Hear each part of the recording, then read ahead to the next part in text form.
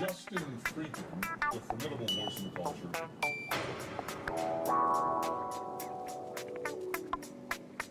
Hey Justin, are you trolling?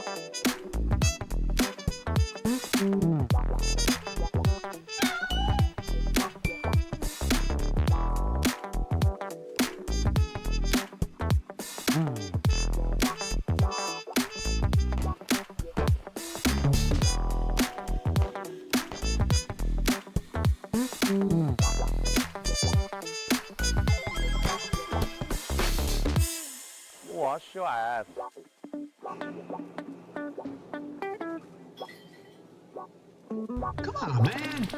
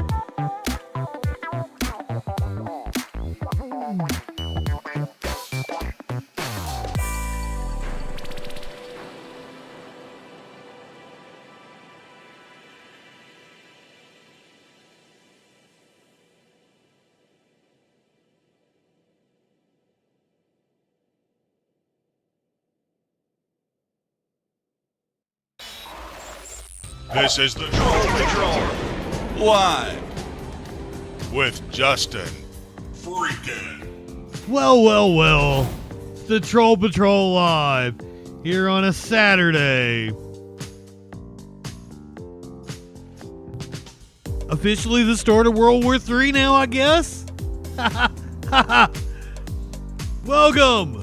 Good evening, Megags, Warlord, Dougie, Lazy Eyes, everyone over on the YouTube. Oh, hold on, I didn't start. Kick, D-Live, Rumble, Odyssey, all those people. We were watching wrestling on Twitch. I was having a great time, and then Trump decided he was going to bomb Iran. Oh yeah, Henry Kissinger almost lived long enough to see this. He would have loved this. He would have loved this. Holiday, welcome in. It's the World War III edition of the Troll Patrol. We were going to watch Snick. We were going to watch classic Snick episodes on Twitch, but instead we're going to watch Trump from the White House address the nation after ordering strikes on 3 different nuclear facilities in Iran. Iran has said they didn't strike anything. We moved all the shit. The U.S. is now briefing soldiers on the possibility of retaliation from Iran or other terrorist groups.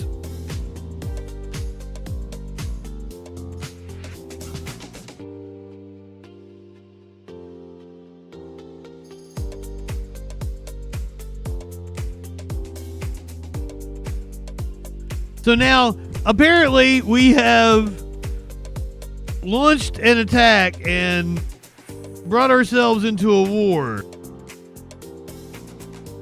But yet, we didn't do the thing that we claimed. Trump is going to claim success in a mission. Iran saying was not successful. They moved all of their materials. So we'll see. We'll see. I had a hard time picking out which meme to use. Embarrassment of riches, they would call it, when it comes to World War III memes.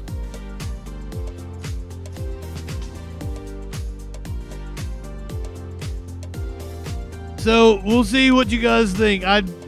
It's just a picture. It's not even a meme, really. We'll see how you guys like the one that I actually ended up going with. Multiple choices I could have used. There are people still telling me that the assassin in Minnesota was a Democrat, even though we have the Trump assassin. He was a Republican. Why do right-wingers not want to believe this shit? You guys are the violent side. I hate to say it. Also, I would like an apology from every single right-winger that came on this show in the last year and told me that Trump was the anti-war candidate. Multiple people came on this show and told me they were voting for Donald Trump because he was the anti-war candidate. You guys all heard it. You saw it happen multiple times. Here is your meme of the day.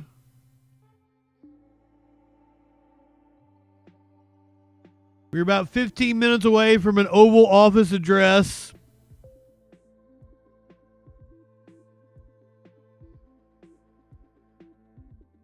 You take your 33 and a third chance minus my 25% chance. Sorry, I hit the wrong one. You got an 8 and a third chance of winning. I hit the Steiner math. You guys have no clue. Like, we watched Scott Steiner for the first time on Classic Wrestling tonight. And I went nuts talking about how much I love Scott Steiner. I meant to hit the sexual anarchy. You live in sexual anarchy? Boy, does the right say a lot of dumb shit.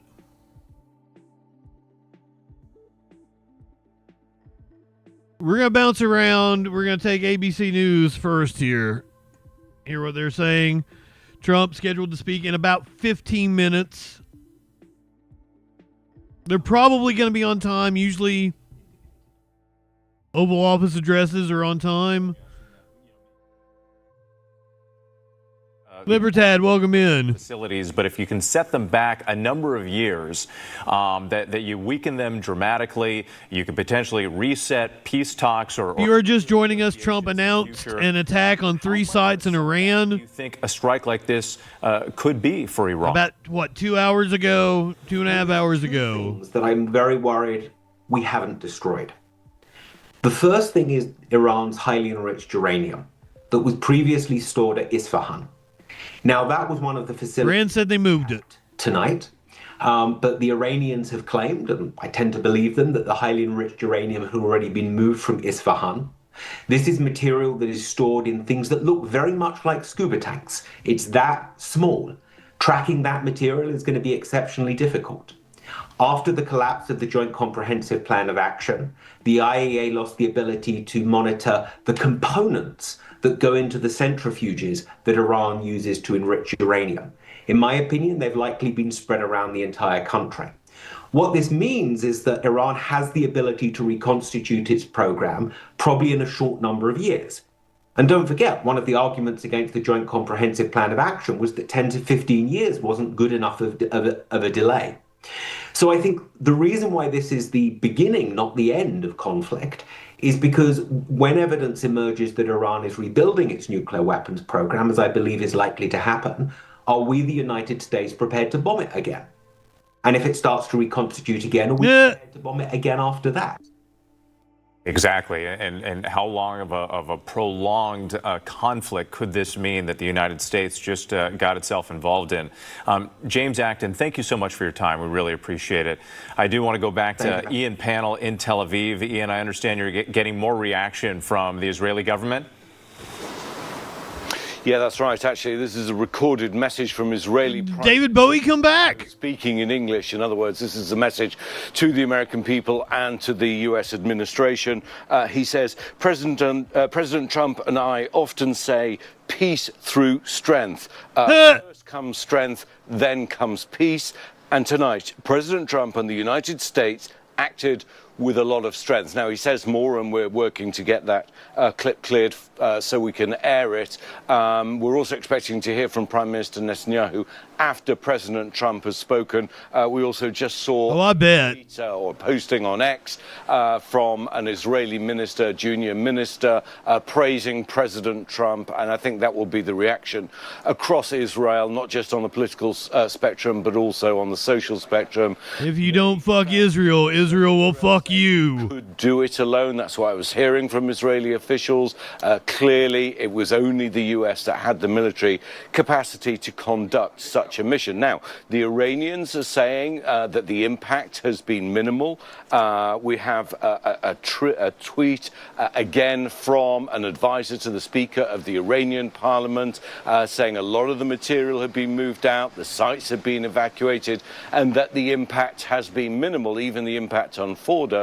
Well, to some extent, they would say that, wouldn't they? Hello, welcome in. Again, this, as we've been talking about, this bomb damage assessment is absolutely critical to work out how successful it's been. As your previous guest was talking about, what really matters here in deciding... We're about 10 minutes away from Trump's address from the Oval Office. Ongoing engagement by the United States and further action by the Israeli military is how much of an impact it actually had. Ian Panel, thanks once again. I want to go back to our Mary Bruce, our chief White House correspondent, who is in Washington right now following all of this. And Mary, we are getting more reaction from Democrats and members of Congress. This from leader Hakeem Jeffries saying that Donald Trump promised to bring peace to the Middle East. He has failed to deliver on that promise. The risk of war has now dramatically increased. That is going to be a criticism President Trump is going to face after these strikes. Oh, we're totally in a war now. But from many in his own party. Yeah, it sure is, Wood. And look, this is a president who long promised that he was not going to drag this country further into conflict in the Middle East. He was not going to do exactly or put. And I always laughed at him. In now, and we have seen just this remarkable shift in the last 48, 24 hours. I mean, it was only 24 hours ago that the White House came out, 48 hours ago that the White House came out. There Sorry was about that, a DJ Dub. chance of talks, getting Iran back to the negotiating table. President Trump, as we know, has long been urging for negotiations, hoping to reach some kind of new nuclear deal. I only have some concentrate left, and I'm saving it for after the stream. What I don't think I have anything to hit. Seen? You know, was he actually seeing any inklings of steps in the right direction that made him think that a nuclear deal could still be salvaged? And they wouldn't say. The press secretary. And I just hit Smokey in the head with my bong. There was a Yeah, he broke the deal that we had negotiated. Is one of many big questions here tonight. What did the president see that made him believe that there was absolutely no more hope of that? So much so that he was going to take action and do something that he, long promised he wouldn't do. Yeah, DJ Dub, ABC News said they're going to play that for us here momentarily. Was not going, that he was hoping for negotiations. Even longer, he has promised that Iran simply cannot have a nuclear weapon. One of the things looking forward that is important to keep in mind, and as you were just discussing, they already read that statement. How long of a solution is this? Because to truly prevent Iran from having a nuclear weapon, you are likely going to need this kind of a deal. Presumably, whatever capabilities have been now destroyed, they could once again get back to this position, whether it's, several years down the line. So, how long of a solution, how lasting a solution is this? But I think it will be interesting, certainly. We will be listening closely to the president coming up here shortly as to what led him to finally put the country, to put himself in a position that he said he wouldn't be in. What changed his mind to make him decide to drag America even further? He's Israel's little bitch. We know he was facing tremendous pressure from Israeli Prime Minister Benjamin Netanyahu. I feel sorry for Iran. They were in a no-win situation here. Gave Israel a heads up as well. We know ahead of these strikes, so signs that they've been working closely and have been closely coordinated on all of this. But the president, we know, I firmly believe there's nothing they could have done over this. He's really, we have seen this playing out very publicly over the last. To prevent what has happened to it. Party that wanted him to hold out for talks versus those who were urging him to get more directly involved in this conflict. So we will wait and see what we hear from the president here in just a few moments. That perhaps if they had actually, because we know this meeting happened tonight between the president and his developed a nuclear weapon, they perhaps wouldn't be in this situation. That's the only way. Gabbard expressed a difference of opinion from the president on how far along Iran was or their intentions on developing a bomb. The president said recently that, well, she was wrong. So that just highlighting some of the divide, or at least the difference of opinions there. Do we know who is in the room? Was Gabbard in the room there as part of this discussion tonight? Yeah, it's a very good question. Look, the president has been meeting daily at this point for the last week with his national security team here at the White House many times in this situation. Rhinos, welcome in. Just crystallized this deep divide within the party, and not just within the party writ large, but even, signs that there was this divide within his administration itself. And so it really remains also a possibility flow. However, Pakistan in its own conflict with India right now. At the White House for us. Thank you so much. We'll check back with you in just a bit. I want to go back to Steve Ganyard. Steve, we were just obviously talking about more about the strike. World War III! Confirmation of the different aircraft. Seriously, World War. That's what it's looking like. We had the nuclear expert on talking about some of these other parts and pieces and suggesting that perhaps maybe this did not inflict as much of a setback on Iran as maybe the White House is hoping. And I just want to get your response to that, and some of the challenges that could still exist with some of these other. Apparently, China has sent a couple of destroyers to I think nobody the region, and that's the answer that's the only answer we have at this point. We're going to have to figure out what the bomb damage assessment is. Clearly, Israelis will have people on the ground. But I don't think it's almost a straw man to say, well, it's not going to fix everything. Well, of course it's not going to fix everything.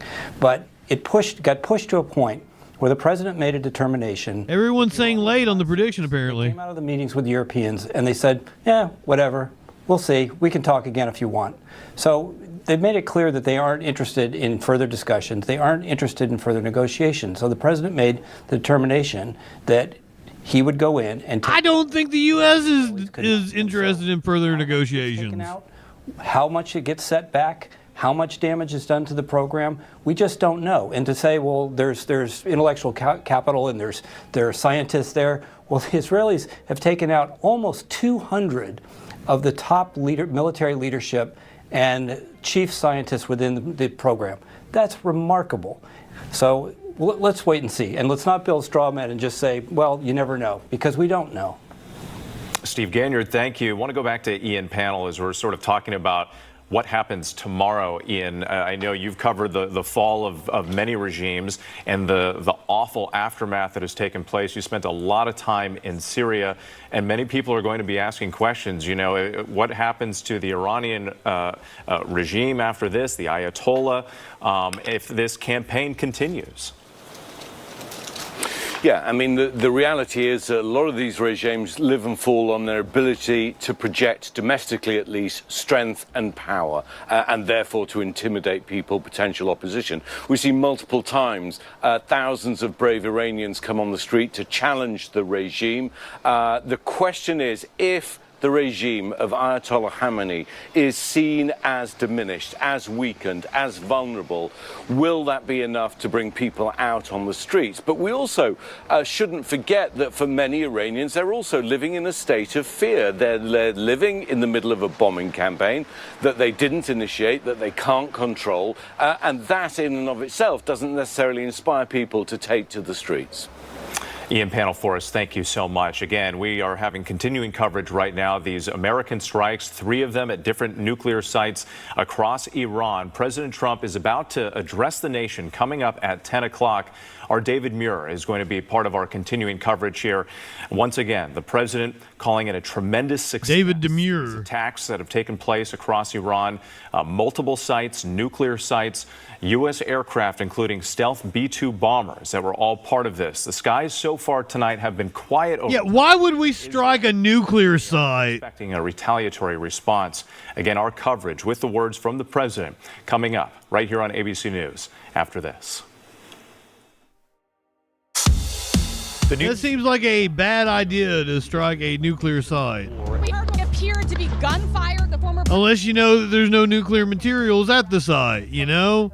And then what's the point?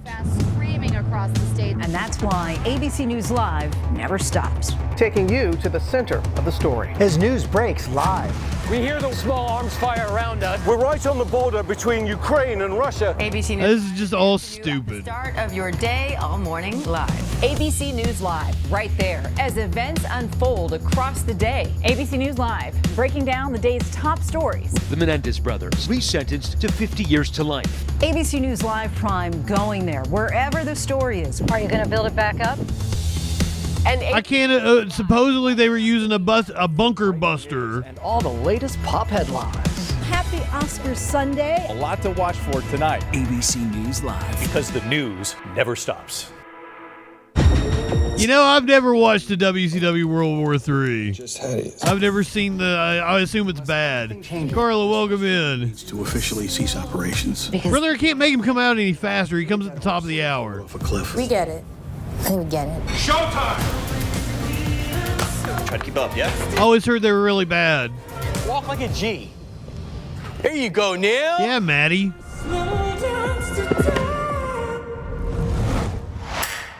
The origin of Call Her Daddy was to make women feel liberated. I know what they want, because I want it too.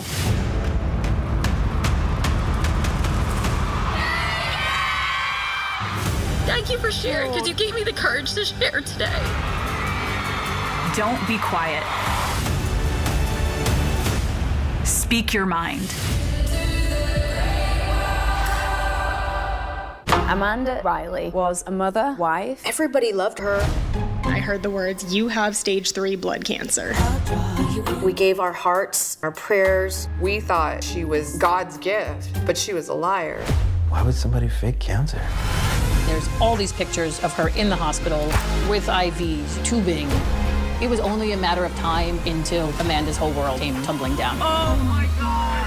Why Watch the Scamanda Binge all Monday night on ABC. The news never stops. From Tampa, we are here tonight as Hurricane Milton has just made landfall. The surge just keeps... Hurricane Milty. It's on the border between Ukraine and Russia. In downtown Tel Aviv, rockets or missiles coming in. ABC News Live everywhere. We're not far from where this rally took place, so just stick with us here. Here in London. From the front lines. Off the coast of Gaza, wherever the story is. We're going to take you there. You're streaming ABC News Live. ABC News Live. You're streaming ABC News Live. ABC News Live, streaming free everywhere.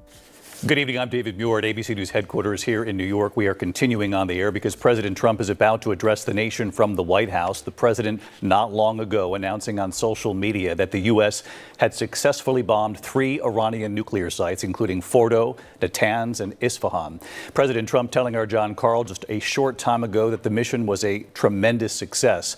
ABC News has learned U.S. B-2 bombers were used. It remains unclear at this hour if those massive 30,000-pound bunker buster bombs were actually used during this operation. Perhaps he'll make that clearer when he speaks to the nation just a few moments from now.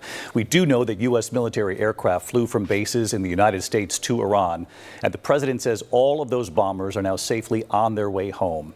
We're also learning tonight that President Trump spoke to Israeli Prime Minister Benjamin Netanyahu before the strikes, and the U.S. did give a heads up to Israel before the attacks. I think he's officially late. Trump meeting earlier today. Warlord saying 10:05 is late. House immediately before announcing 4 more minutes. Strikes. He has long promised not to allow Iran to develop a nuclear weapon. All of this, of course, comes after more than a week of strikes on Iran by Israeli forces.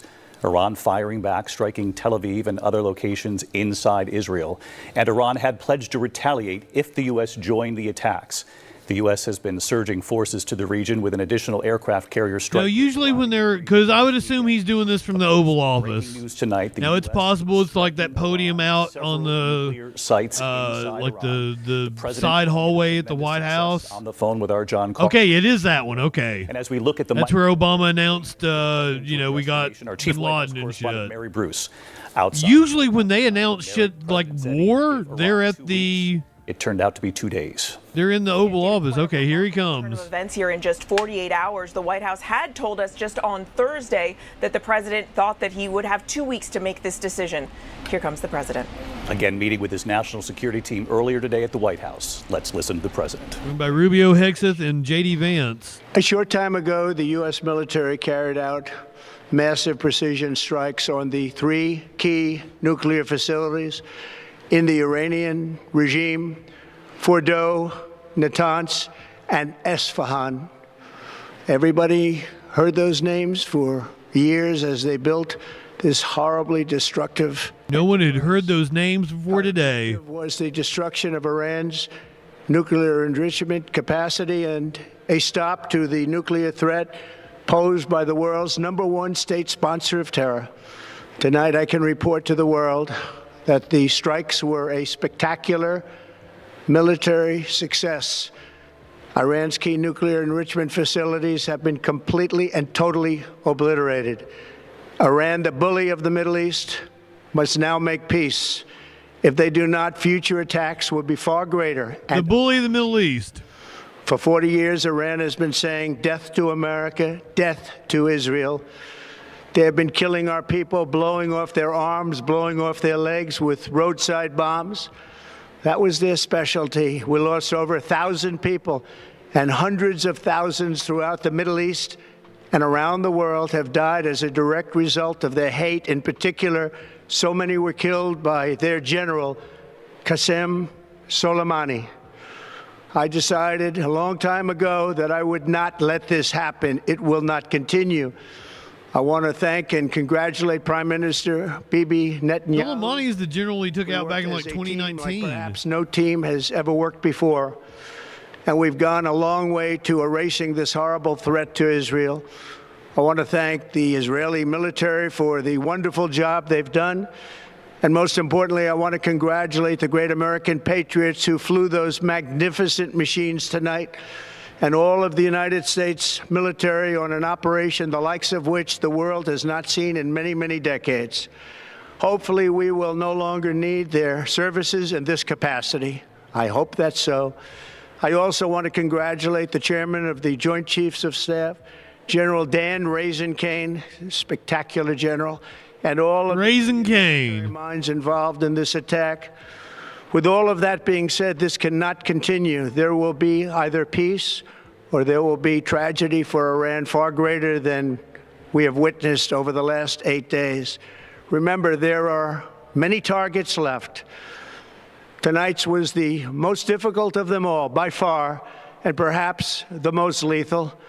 But if peace does not come quickly, we will go after those other targets with precision and skill. Most of them can be taken out. That's not how peace works. There's no military in the world that could have done what we did tonight, not even close. There has never been a military that could do what took place just a little while ago.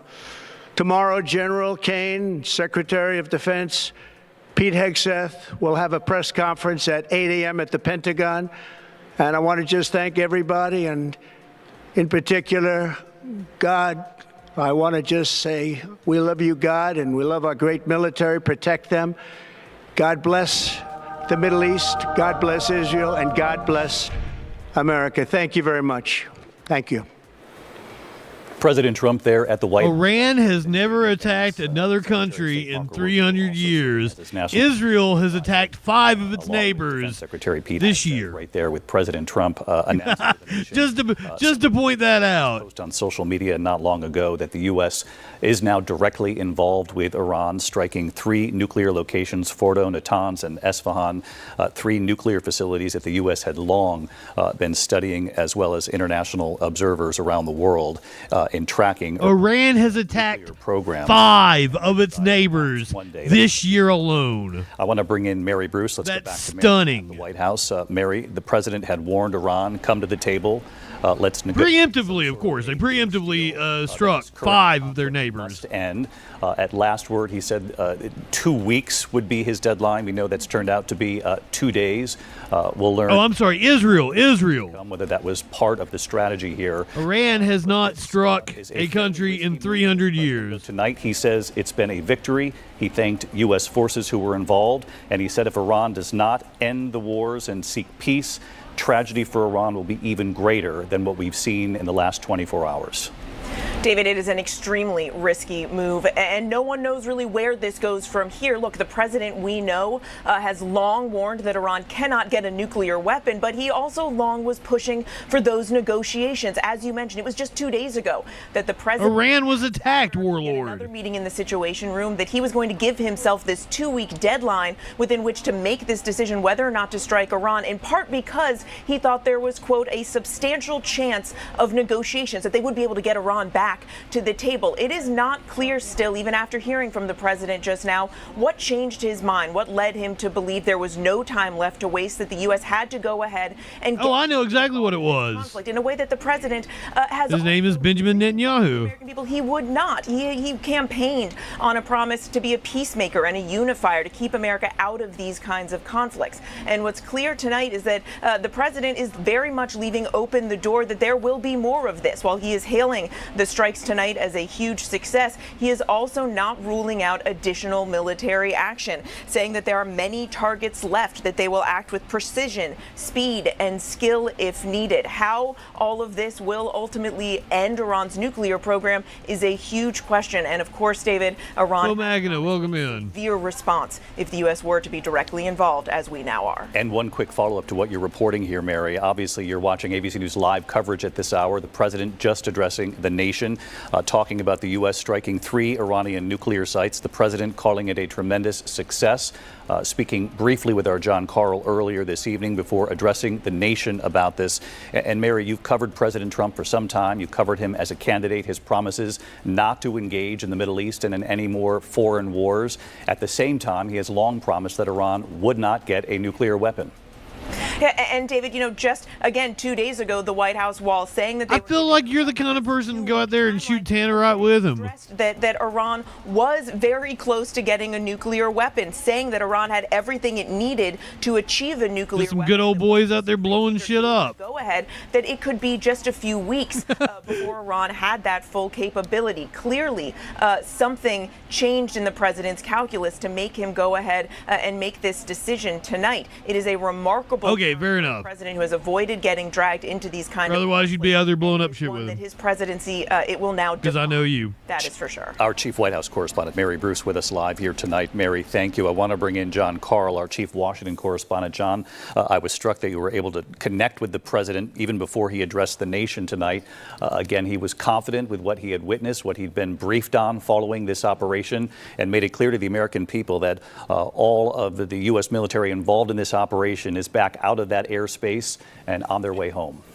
I think the most significant thing is... Oh, hey, what's this in my bowl? I mean, really, David, just in the aftermath of learning about these attacks, within an hour of his speech that we just saw, and he picked up the phone. That was a measure of how eager he was to tout what he said in those words he said to me, a tremendous success tonight. He didn't want to talk about the details of the operation, about the very difficult questions, David, of what are the next steps? What happens with Iran? What happens with Iran's efforts to retaliate? We heard some of that in the speech just John now. McCain would have loved this. The attacks will be far greater and much easier if Iran does anything to the United States. But David, we are in a new phase here right now. I think it is without question the most consequential decision that we have. Well, I don't know what you mean by mainstream coverage. Are you talking like the networks, NBC, ABC? Because I mean, what direction it will go? Will it? There's going to be plenty of commentators. We're a fractured media now. Made tonight by the president's advisors.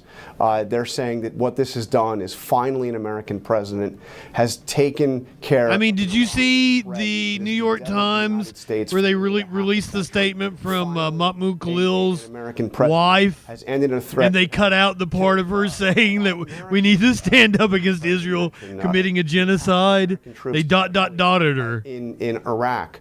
But the question is, did it end the threat, or did it create another new and more dangerous chapter in the U.S.-Iran conflict? Yeah, no question, it is a new chapter. John Karl, bottom line here, the willingness to get on the phone with you signaled that the president was very pleased with the outcome of this operation tonight. Very pleased with the outcome and eager to tell people that he is very pleased with the outcome tonight. All right, John Karl. Khalil held a press conference earlier today with AOC. Our chief global affairs correspondent. And Martha, you had been on the air with us on World News Tonight all week long with your reporting. A couple of questions for you. Have you seen the rapid fire amount of stories the New York Post has put out about bunker Mamdani? 30,000-pound bombs, which had been tested before but never actually used in war, whether or not they were used in this operation.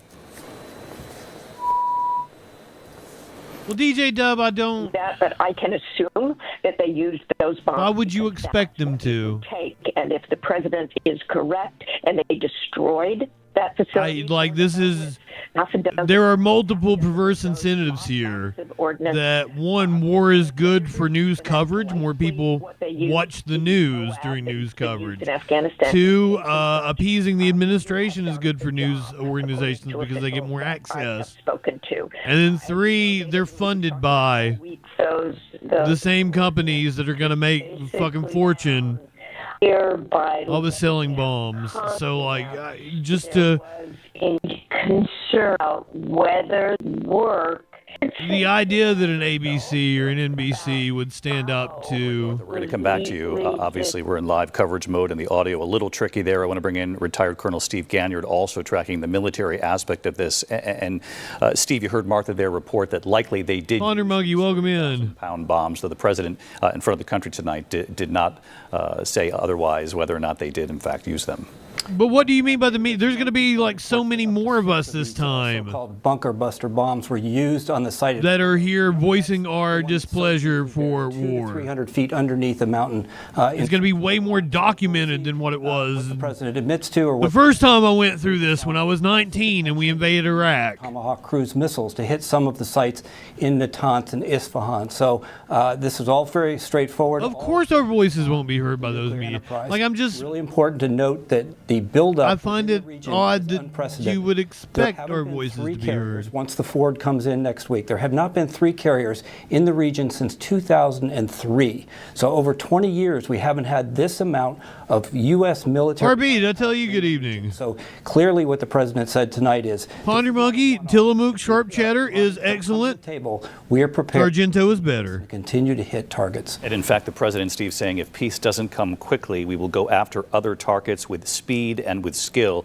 You bring up Fordo, and that was the nuclear location where we believe those bunker buster bombs would be used. Steve, just help explain to our audience how difficult that would be. I thought there were 2 carrier groups from China in the region. That's what I read. Located and why Israel. So are you confusing? Been hoping that President. Both of them are excellent, Ponder Monkey, and I usually get whichever one's cheaper. But the other day I'm like, I think the Sargento might be the better Sharp Cheddar. For the North Korean threat, you remember we've talked about what goes on with the Kim regime and how they've buried their nuclear facilities well. So there are only 2 places in the world where this weapon is appropriate: North Korea and Iran. Because it's so deeply buried, you need a very heavy weapon. So it's a 30,000-pound weapon. Only 5,000 pounds of that is explosive. It's a hardened case that's designed to penetrate. It has a fuse that can actually count floors as it goes through down to these buried targets. So the only country in the world, or the only country in the world, at least in the free world, that has bombers is the United States. The Israelis only have fighters, and they don't have anything that can carry a weapon of this size and weight. So it really was. I have not faux magna, but that sounds good. Frank's hot sauce not hot enough for me. Bomber it's like a pussy hot sauce, but I bet it's good with the Sargento. They were used tonight was because we have had it confirmed that the. Well, I'm well aware of the Gulf of Tonkin. That trip over the skies of Iran, and Steve Martha had reported earlier in the week that these bunker busters have been tested but never used in war. So this would be a first tonight. It would. They've been extensively tested, but no weapon's ever perfect. So we'll see if all of the weapons that are dropped actually went off. David, it's really politically welcome in. Well-played deception plan by the White House and by the Pentagon. They've been putting out that, we see B-2 bombers. I can see that. I can see that, faux magna. Towards Guam. Meanwhile, it seems. I feel like it would accentuate the. Well, nobody was looking. The cheddar nicely. Strike. So. After the, I always get sriracha. That's my hot sauce of choice. We're done with the last. I like a sweet spicy. And they said, we're not really interested in further discussions. The president obviously made a decision that they aren't going to be serious, and until we go in and take out these sites, that the no arse juice and the Israelis need our help. Steve, let's talk about the Iranian airspace that the U.S. military entered tonight, because the president in recent days said we control the Iranian airspace now. He said in so many words. Well, actually, the military has been exceeding their enlistment numbers strikes on Iran over the last year, but as many people have speculated, that's a sign of a recession. Essentially, Israel did control the airspace over Iran. This was a much different situation tonight. Ironic, welcome in. Was able to fly into the skies over Iran, and the U.S., the Pentagon, the White House surely knew that this was a. I was about Rumianeos.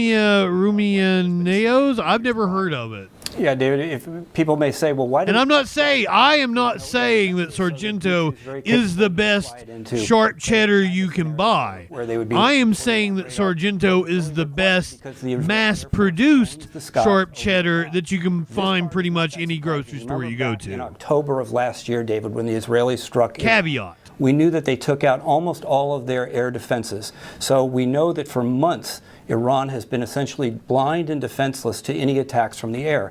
And we've seen this over the past 8 or 9 days, where the Israeli Air Force has operated with impunity. What's really shocking and is extraordinary is the human intelligence that the Mossad has been able to develop, finding all those scientists, finding all those senior leaders, taking them out within the first few minutes of this war. Steve Ganyard with us here tonight for our coverage. Steve, stick with us here. We'll come back to you, I'm sure. I want to bring in Matt Gutman also following our coverage tonight. Who the fuck is Matt Gutman? Benjamin Netanyahu in contact with President Trump, Israel tonight, saying that they were given a heads up. We also know. Of course they were. Has addressed the Israeli people just a short time ago. They had been hoping, Netanyahu had been hoping that President Trump would give the go-ahead for the U.S. Yeah, they were supposed to give us the Israeli address out here tonight. That's exactly what played out here, and this is something that Prime Minister Netanyahu has been hoping for, not just in the past 10 days since this campaign began, but for many, many years. He has been hoping, praying for a U.S. president to come to its aid because Israel could do a lot of the work. They have one of the most capable fleets of air forces in the Middle East, possibly the world. But as Steve mentioned, they do not have bombers. They have fighter bombers that can carry 2,000-pound bombs, but nothing greater than that. So they needed whatever bunker buster capability the United States has. They also needed refueling planes, right? They have a couple, but not the amount that can have essentially to transfer their entire air force from the theater around Israel directly over Iran, which is 2,000 kilometers away, about 1,500 miles or so, a little bit less. A source telling me also that the U.S. and Israel had war gamed this. They had practiced this in the past year. That happened initially during the Biden administration. So this is not something that just came out of the blue. He was speaking English, Flash. They have actively been working on this in a novel way over the past year. That source also telling me that they are confident that the damage done in Fordo specifically, but also the other sites, is, quote, irreversible. Now they anticipate that there will be some sort of Iranian reaction. There has to be some sort. What does irreversible mean? It's the estimation among many in the Israeli defense and military establishment right now that is going to be measured and calculated because the Iranian regime, David, wants to stay in power. Right now they are fighting for their survival. One miscalculation with President Trump, with, as Steve noted, 3 aircraft carrier groups in the region could be devastating for them. So oh, come on, Flo, smart ass. Have some sort of respect and try to live to fight another day, David.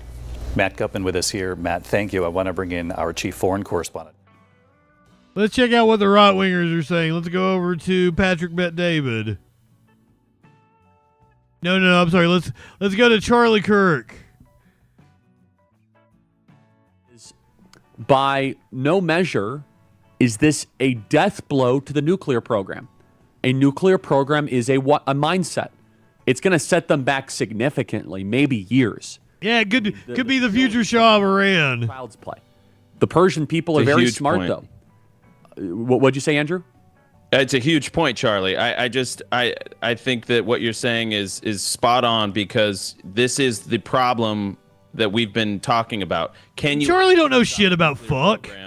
Without a regime change, and if you can't, then we're just getting deeper into a regime change, and that's been the argument the whole time. I mean, you've got. And here's the thing: is like ABC News was framing it. Oh, the regime's barely hanging on. Once again, I guarantee this will galvanize the population to coalesce around the regime. Because there's no. You just strengthen the regime, you stupid fucks. They're a proud people, a strong people. It is a mindset, and I totally agree with what the point you're making. Sorry. You strengthen the regime. So here is the question marks. Do you want the bleak or bearish view here? Outside of Americans getting killed, from an Iranian perspective, there is a reading here. I don't think it's likely. I'd probably give it a 30 to 40% chance that they are backed up against a wall. Pearl Harbor did not weaken our regime. The Ayatollah and his gang of crazy people stay in power, and they say, "Oh, America, you think you could take out our nuclear program? This is now priority number 1. We're going to do it." Charlie Kirk, sponsored by Bitcoin. Uranium. If you bomb us, we'll reconfigure. If you bomb us, we'll reconfigure. There will be no stopping us. Now, if that is their attitude, that will force the Israelis' hand to try to take out oil fields and take out. Seriously, you people are failing an open book test. Program is at its core a mindset. Now, yes, this is a timeline change. He'd like that, RB. Is a timeline disruption. However, can you guys get Tom Cotton? Tom Cotton was on Sean Hannity's program, and Sean Hannity's program was really good. About an hour ago, and Tom Cotton said something that was just not right. He said something on Fox. He got a little bit too excited. Do you know what Tom Cotton said? He said this has completely wiped out all of Iranian's nuclear program. That is not correct.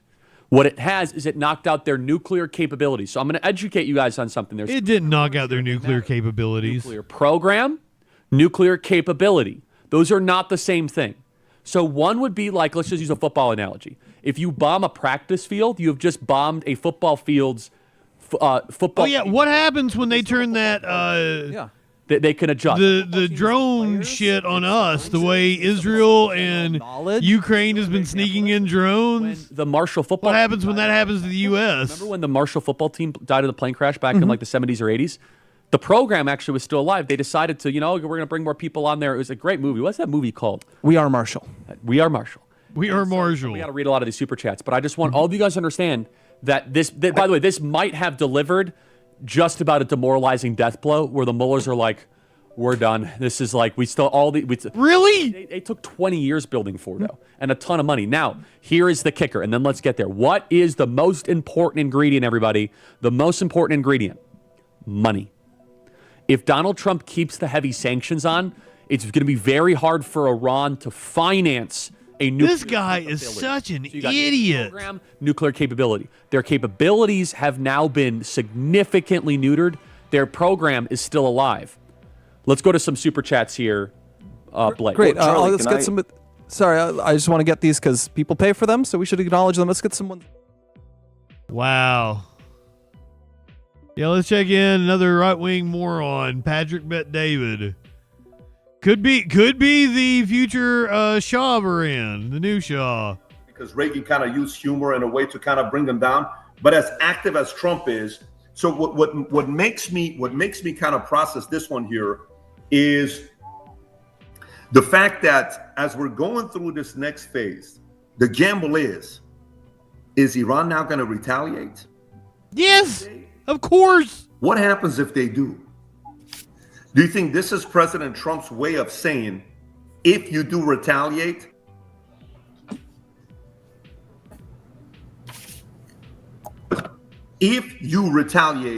you don't want to know what we do to you? I'm willing to bet that message has been sent. And by the way, tweet came out. Was he talking to his wife, a lawyer? What the? And it was from a news site. If you guys haven't seen this, that said, Rob, you can find this. The best character actor is Margot Martindale. Iran, that the only thing we don't want you to have is a nuclear weapon. We're not wanting a regime change. This is like that was just released. Biggest collection of dumb fucks ever assembled. That breaking news that U.S.'s team is telling Iran, we don't want a regime change. We only want what? For you to not have nuclear weapons. Now, if I'm Iran, do I believe the president? I don't believe. I don't believe him. So now here's the next problem. Who is the candidate? Who is going to come? Who is going to replace? And we'll get to that here in a minute.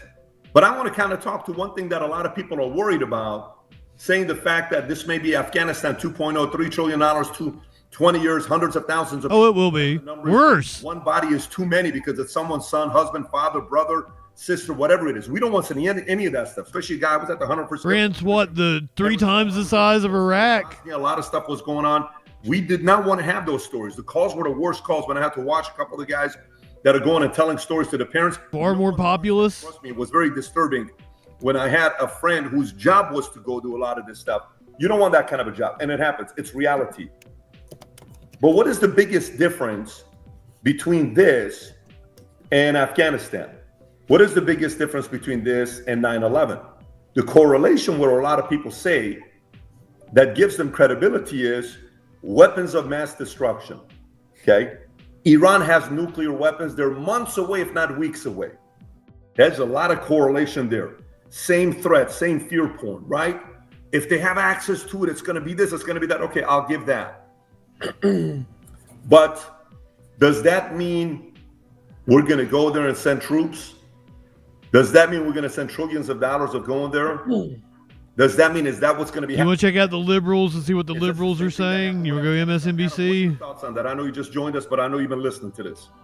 Yeah, I just landed from D.C., and I'll tell you what I saw. While I was in D.C., I saw protests very much pro-Iran in the middle of D.C., which I can talk about. But I want to start with what we can say about Trump, and I want to give Trump immense credit for this.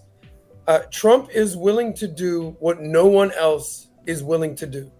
And we've seen it time and time again, whether that's calling out what's going on the southern border, even the northern border, whether that's the tariffs taking on the world. What the fuck is he talking about? Whether that's taking on fentanyl, and now, first and foremost, taking on Iran. Trump and the IDF are doing the world's dirty work. And poor cat. One thing, It's easy to see what the Ayatollah has to say, but where are the allies of Iran at this point? Who's speaking out in the Ayatollah's favor? Is Saudi? Is Syria? Is Lebanon? Is anybody in the Middle East basically saying, hey, no. China and Russia, actually. Here's what I know. Trump just did a full-on... Saudi Arabia and Iran aren't allies. Went to Qatar, and he had these... They're enemies, aren't they? What will the world look like without a nuclear Iran? And he got feedback. And he conveniently did not visit Israel. Let's put one thing to rest.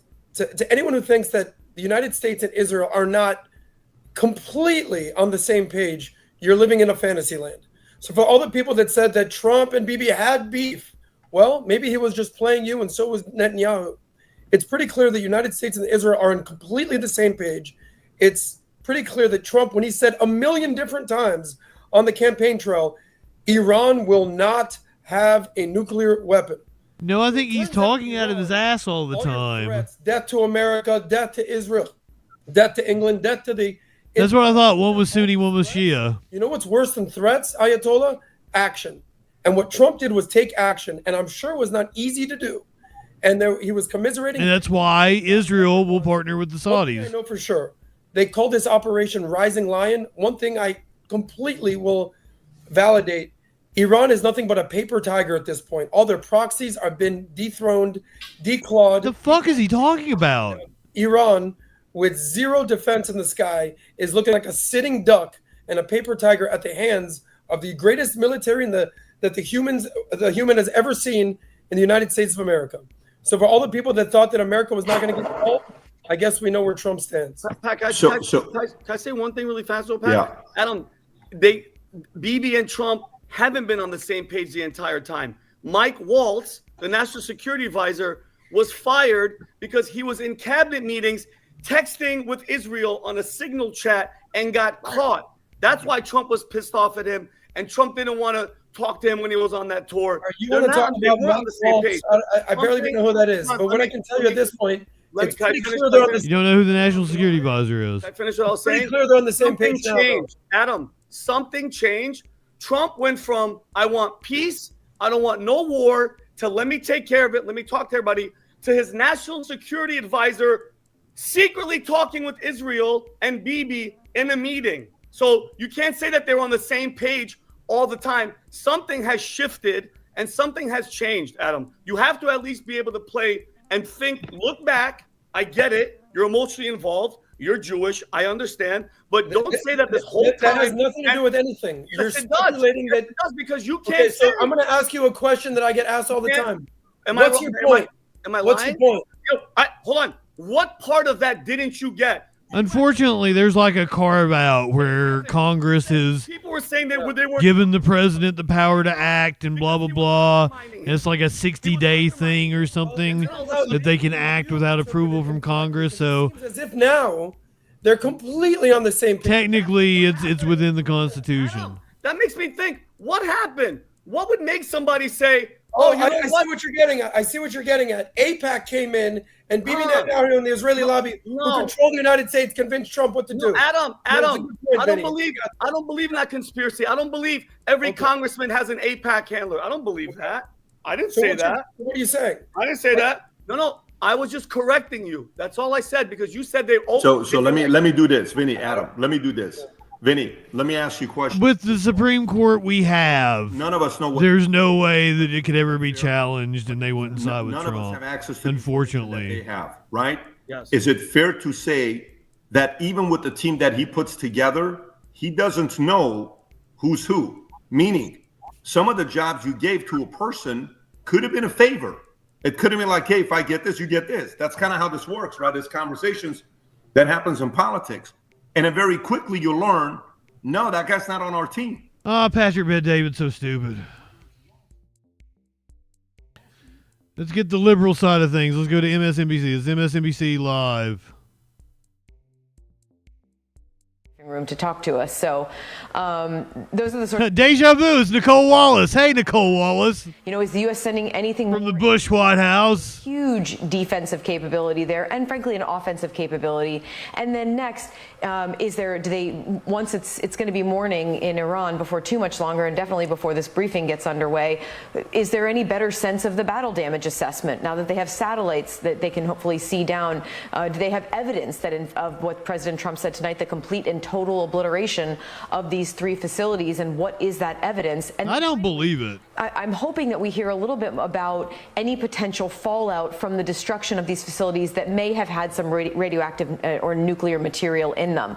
The belief is that the potential for these 3 sites for anything that would spill out into the soil or potentially into the atmosphere was relatively low, but because we knew they moved their materials. Is there any chance that we could see radioactive material getting out into the air, up into the atmosphere, and maybe even getting into neighboring countries? Courtney Kube, I knew but forgot until you just said it that Pete Hegseth has never been to the briefing room to address the press and has been really outwardly hostile to the press, especially since Signalgate transpired. What would be, I mean, it feels like his presence there and his demeanor will be closely watched all over the place, not just by the Pentagon press corps.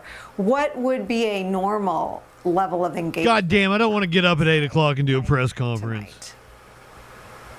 Yeah, I suspect, and this is also the first time that we'll hear from the chairman of the Joint Chiefs, General Dan Kane, in the briefing room, but he's only been on the job for a matter of weeks, frankly. So I suspect that a lot of the operational questions will end up going to the chairman, to General Kane, who we heard President Trump thanked him directly tonight for his involvement. As this has been unfolding over the last 10 days or so, or nearly 2 weeks, we have heard more. America should expect greater damage and blows than ever before, this is according to the Iranian the White House tonight, Supreme Leader. Photos inside the Situation Room of the meetings. You can even see at one point President Trump is standing right behind General Kane as the chairman is sitting there at the table, and they appear to be engaging directly and talking through some of these details. So I suspect we'll hear more from that. We did just have 4 days of both of them testifying about what's supposed to be about the Pentagon budget, but it's not been released yet. It's not been provided to the Hill. So we did hear quite a bit from Secretary Hegseth. I mean, Nicole, I've covered the Secretary of Defense and the chairman testifying on posture and budget for 20 years now. I've never seen so many contentious encounters and back and forth with both senators and members of Congress in those hearings. I suspect that we will hear that same sort of tone in the briefing room tomorrow. But again, we've never had a chance to know, so we'll all be seeing it for the first time. We'll be watching. Courtney, don't go too far. Thank you for being part of our coverage tonight. Joining us by phone, California Congressman Ro Khanna. He's a member of the Armed Services Committee. Congressman, your reaction to both themselves and Donald Trump's address to the nation shortly after? Well, first of all, the strikes were unconstitutional. We can't just go bomb another country in Iran without congressional authorization. And this is why Representative Massey, a Republican, and I have a war powers resolution in the House of Representatives. Senator Kaine has a war powers resolution in the Senate.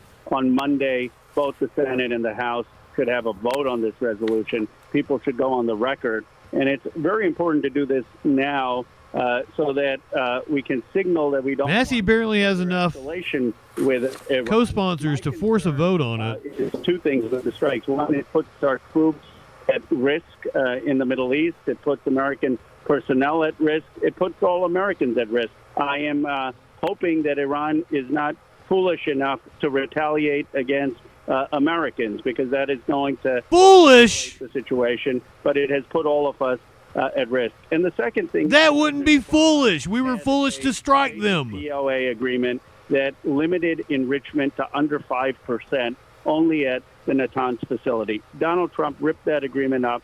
You had 60% enrichment going on in Bordeaux where they struck.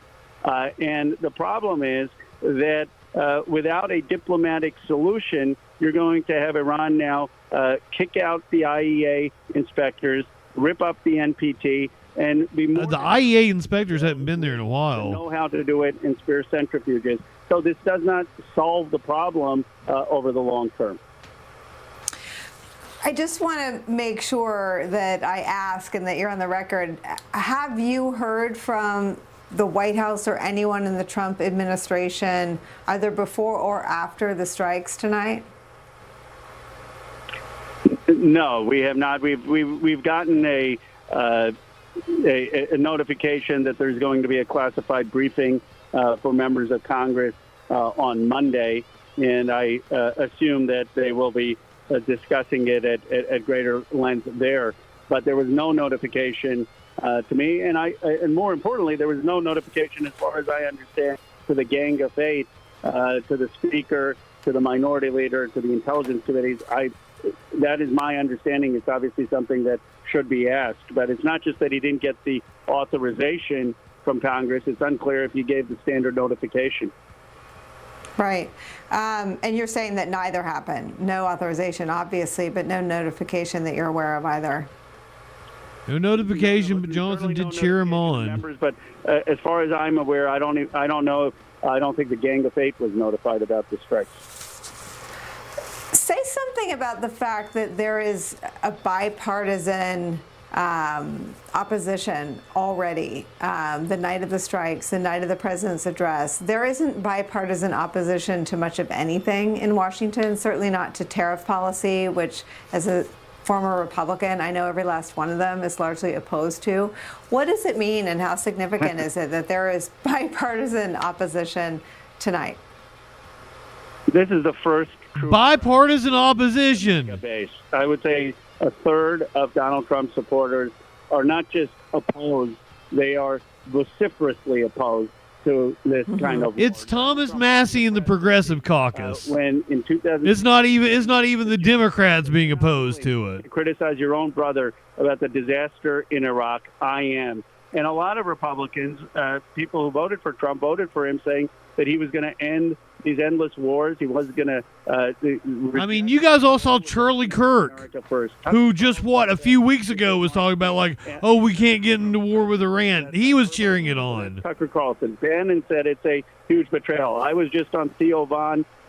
Trump was on Theo Von during the election. And yeah, you were on Theo Von. The one little stupid clip I saw. Person he knew who wanted. Fucking Theo Von brought up something about real crack in Donald Trump's political base. And somebody doing something for money. You're being motivated by money. And I'm like, Ro Khanna, you didn't bring up his fucking Polish royalty. And communicate about it and around it, and I would presume try to build on it come tomorrow morning. Well, I'm hoping first that we can be unified as a Democratic Party in opposing. Well, you're not. Without congressional authorization. And I've been making a lot of phone calls to. Roe's probably not against attacking Iran. He just wanted Trump to get congressional authorization to do it. Am I hearing this correctly? I know Massey is calling Republicans, and he's getting new co-sponsors from Republicans. But I really don't think this should be. As far as I know, and somebody correct me if I'm wrong on this, Flash, if you want to look it up. That the Congress should vote on this. I am pretty sure that Massey did not get a single Republican co-sponsor. Every single one of the co-sponsors was from the Progressive Caucus. Let them go. That could have changed since this morning. You go run for Congress. The most important thing is a matter of war and peace. And the reality, because you know this, I mean, since people lost their careers voting for the Iraq War, Congress is not one. Yeah, I think I was reading about it this morning. They prefer to have the president make the call. The American people deserve. He's got 20-something co-sponsors, but they're all from the Progressive Caucus. Vote on this on Monday. Have people go on record. Congressman Ro Khanna, thank you very much. I saw somebody on Twitter say we have 3 political parties in this country. As I imagine all the attention. Like 344 members of Congress. By tomorrow. Joining represent AIPAC. News White House correspondent Monica Alba is here. We've got like 28 Democrats from your White House and 11 Republicans. How they feel this has been communicated to the American people. So all Democrats. Hey Nicole, good to be with you. Well, we should all the Progressive Caucus. Issued a new statement that I think is notable given some of the conversation that you've just been having about maybe some of the items that were left out of his remarks, but that are all the more relevant. He did just say that any retaliation retaliation by Iran against the United States of America will be met with force far greater than what was witnessed tonight.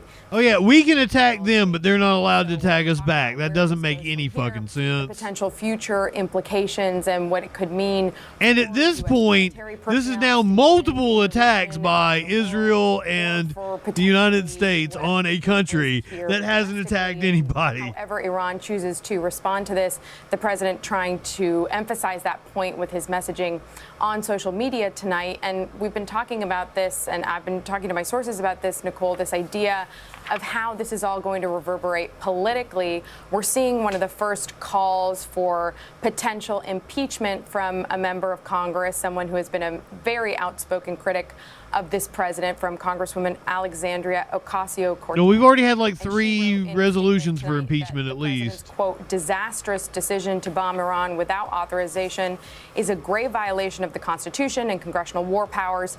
He has impulsively risked launching a war that may ensnare us for generations. And again, she says it's absolutely and clearly grounds for impeachment. Oh, it is, but you know. Share. So that's a question. Good luck with that.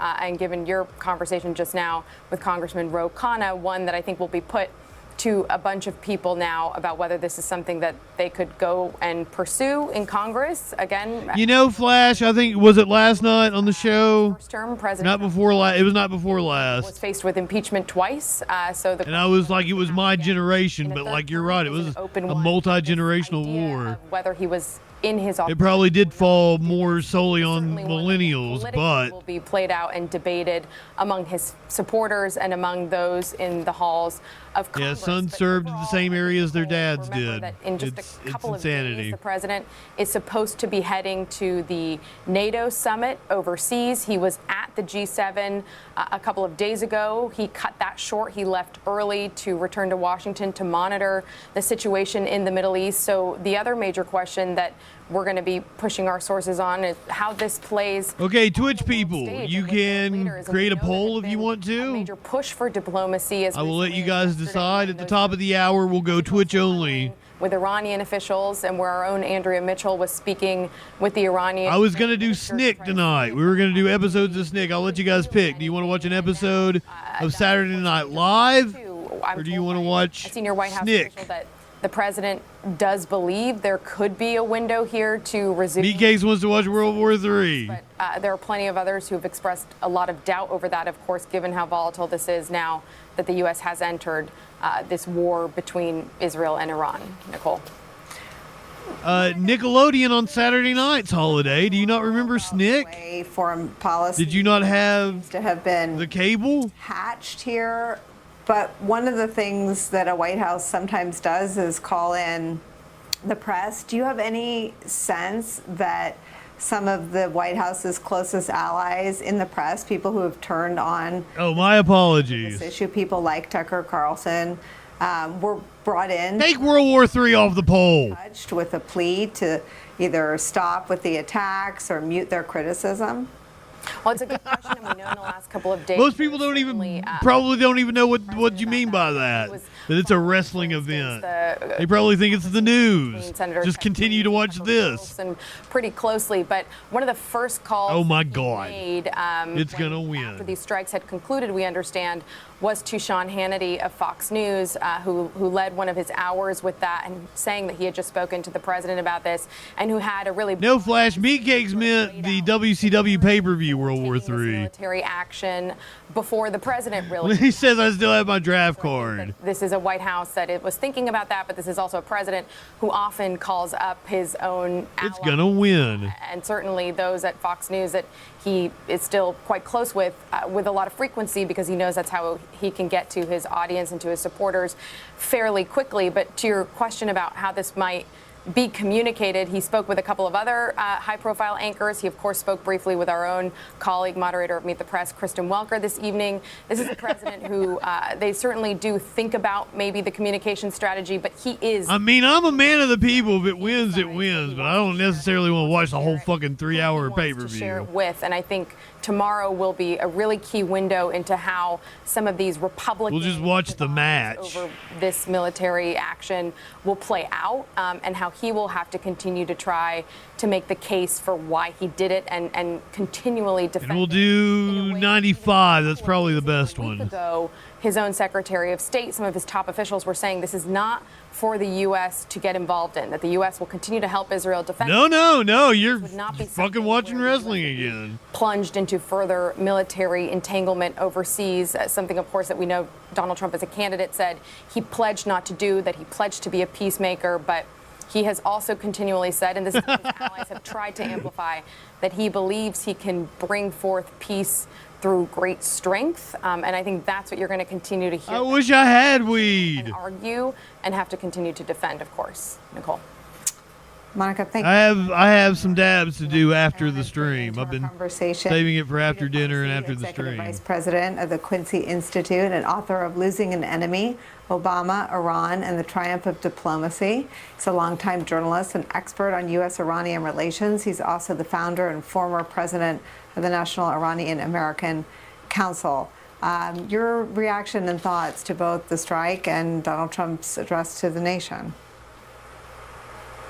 I think the most important thing to understand in this situation that Donald Trump most likely ensured Trump's a bitch. Will be a nuclear weapon state 5 to 10 years from now, particularly if there is regime change. Nothing motivates a country. Oh, I'd give you a hug if I could. Nuclear deterrence than having been bombed. In 1981, the Israelis struck. But I have concentrated, so. And it was at the time. I can still get high. Later on, we found out that Saddam Hussein quadrupled his nuclear budget and had. I was just saving it for after the stream. Kuwait in 1991. Had he only waited 6 months or so, he would have actually had a nuclear weapon, and the world did not know at all how close he had gotten to it. So I think this moment is going to be very similar to George W. I'll share if you want to come over. In which he goes on that ship and declares victory and mission accomplished. Because what can be a tactical, splendid military success doesn't necessarily translate into a strategic success. And I fear that what will happen in this case is actually quite the opposite. What is happening in your expertise and your knowledge on the ground in Iran? What is the mood and the sentiment of the Iranian people? Well, for the last week or so, it's been, frankly, utter shock. Obviously, the risk of war has constantly been looming in the background for the last 2 decades. But I don't think anyone expected that 2 days before scheduled negotiations between the United States and Iran, the Israelis would start this war, and with the type of a campaign that they have now engaged in. So I think people are really shocked. I think a lot of people believed that Trump really wanted to get a deal, and that he was serious about diplomacy, he was serious about being the deal maker. And as a result, they've really been taken aback by this. Now, we don't know the extent of the damage to Fordo. We don't know how successful it has been on a military, from a military standpoint. And it will also very much depend on that to see what the Iranian response is, whether they will strike back at American bases in the region or through other means. So this story has just begun. I think from Trump's standpoint, he wants to say that this is a one-off and that it's over at this point. I fear this is just the beginning. It's the assessment of a lot of folks that Donald Trump very much either is trying to will this into. Make no mistake about it.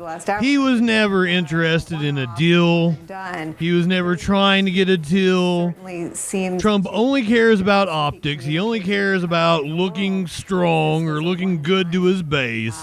Somebody convinced him that he looked weak. Better than anyone has ever. Probably Netanyahu or somebody in the Israeli government goaded him into doing this because they said he looked like a little bitch or something.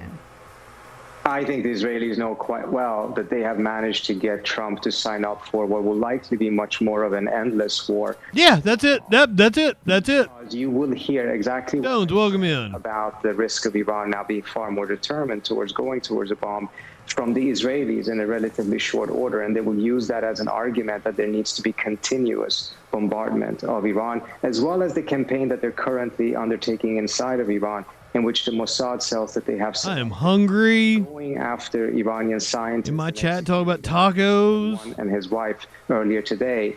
as a way of preventing the Iranians from having the Orange chicken tacos, apparently. The program, which in and of itself is a clear indication that this was not the type of a complete obliteration of the program. So I suspect that this is going to be something much, much messier. And that, I think, will then have an impact on Trump's own base. I heard Congressman Groscano speak earlier. I don't think I have ever gotten this many likes on a tweet before. President, at least in the short. This account that says "not a good Jewish girl" said, "I can't take your opinions on anything adjacent to women's rights seriously with your red triangle supporting a terrorist regime that supports systematic rape, child marriage, and polygamy." And my response was, "Are you talking about Israel?"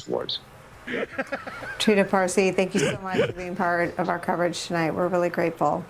I want to bring back into our coverage NBC News White House correspondent Vaughn Hilliard.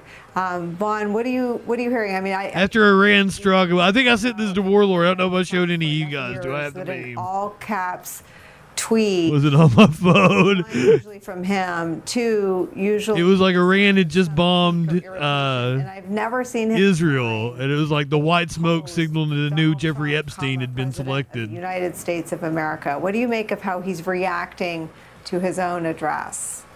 In largely defiance of many great voices, including those like Steve Bannon, he acted here today in close alliance with Israeli Prime Minister Bibi Netanyahu. I'm told that the two men spoke after the airstrikes took place here. I think it's worth noting, though, I was told this afternoon, ahead of the president returning here to the White House to go into the Situation Room, that the line of communication, Nicole, with Iran was still open. Now, there were no nuclear negotiations taking place, but there was still a direct line between Iran and the U.S. And we know that the Iranian foreign minister said that they would be happy to begin going back and forth with the White House about a potential agreement. And I think that that's why. Ironic says, not going to lie, I'm a massive slut. Is perhaps noteworthy in this. Oh, for just about any kind of fusion taco? Back 20 years ago. Like tiki masala tacos? After Combo Weasel. The invasion of Iraq, he made clear that he is skeptical and opposed to the U.S. military intervention. Questionable. I'm a horrible person. I'm sorry. Destruction.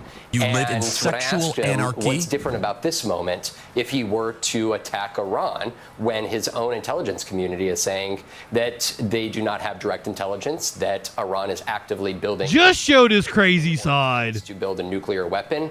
He told me that. My friend, where have you been for the last fucking 10 years? Or weeks or months away. 15. I think that that is where the president has 30 questions to still answer here. And notably, dude's always been fucking crazy. The Senate Intelligence Committee said that Congress had not been provided any of this intelligence either. So it's still at this hour, even after. Flash over here gonna make some homemade crunch wrap. Who is behind the intelligence that the president alleges that he had that dictated ultimately to this attack here? But also, it is stunning. We should note the relationship that he. I got the cats nipped up before I came back on, so they might be a little crazy. Defending the actions there. We know that earlier today that the B-2 bombers, we were tracking the Flash, that didn't mean news. Guam at the time, and the administration was. You voted for wrestling. Last hours about where those B-2 bombers were heading, and we now know that they dropped these significant bombs here. And the question. You were bitching about wrestling earlier. What are going to be the repercussions of this sort of military strike from somebody who campaigned over the last 2 years on being anti-war and saying if he. No, he campaigned on it, but it's almost like, you know, he's a liar. An attack on Israel by Hamas, and that a Russian invasion and incursion in Ukraine would have been avoided. But now this is a moment here where the president this is going to be at his hands here, and this is ultimately going to come down to him and his administration. Nicole. I told you. You've shared a lot of incredible reporting. I want to connect the dots, and you tell me if I'm connecting them in an inaccurate way. No, it meant wrestling. The Democratic ranking member of the Senate Intel Committee hasn't seen any of the intelligence that Donald Trump referred to when he undercut his own DNI. I didn't want to do news or wrestling. I wanted to go to comedy. Tonight, that the U.S. has, quote, partnered with Israel in a way that no one ever has before. And you're sharing your reporting, and Matt Bradley also has reporting about Netanyahu's response.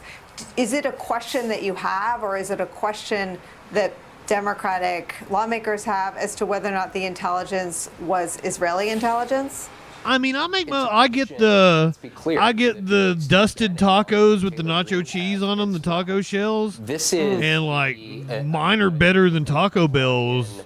Doritos, Locos, Tacos. Had made clear that they were still interested in negotiating with the President of the United States in the White House. Just yesterday, the Iranian foreign minister suggested that they would be open to conversations. I was gonna do Snick. Uranium below the 5% threshold. And when I asked the president yesterday on the tarmac in New Jersey whether he would be open to allowing Iran, but now I feel like nuclear, you guys voted for World War III. He dismissed it, and that has been a non-stop. They only did it like 2 years, didn't they, or did they do it 3? The idea of zero uranium. The first one's 95, I think. The president ultimately here, kind of dismissing. I won't say who wins it. Presenting the intelligence that he says he has to Congress or the public at large, and he ultimately dismissed that intelligence, and he dismissed. So they did it 3 years from the Iranian government. Or maybe that'd be 4 if they did it in '98.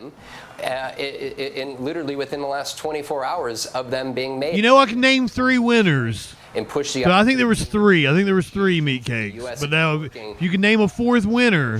Towards over the better part. But I don't want to say them in case we do watch them. Pushed them to the side and decided to go forward with this magnificent show of force in bombing these nuclear facilities. Von Hilliard, working the late shift for us and with us. Thank you so much. I want to share some reporting from my colleague Courtney Kuby, who we heard from a few moments ago. I guess since everybody thought it meant news, I'll have to stay with the news for a little longer. Sites tonight. U.S. Navy ships also launched 30 Tomahawks, known as T-LAMs, into Iran. I can think of 3 winners at the moment. They launched from Navy submarines tonight. That bit of reporting. I can't think of a 4th winner. My coverage tonight. Thank you for letting me into your homes. Tonight, my colleague Ayman Mohadeen picks up MSNBC's breaking news ongoing coverage from here. Ayman? Thank you very much, Nicole. Yeah, a lot of moving pieces, a lot of dynamic and kinetic situation on the ground there in Iran and in the region. Welcome to an MSNBC special report. I'm Ayman Mohadeen here in New York. All right. I'm done with news. I don't want to... The poll again? Okay, I'll go by whatever that poll is. Whatever wins on that poll, we'll do it. YouTube people, podcast, Kick, Rumble, good night, light one up, tip one back. It's all right to have a little fun before we hit the sack. I'm JustinFREAKIN. We'll have plenty of World War III coverage tomorrow night on the Troll Patrol live. Twitch people, stick with us.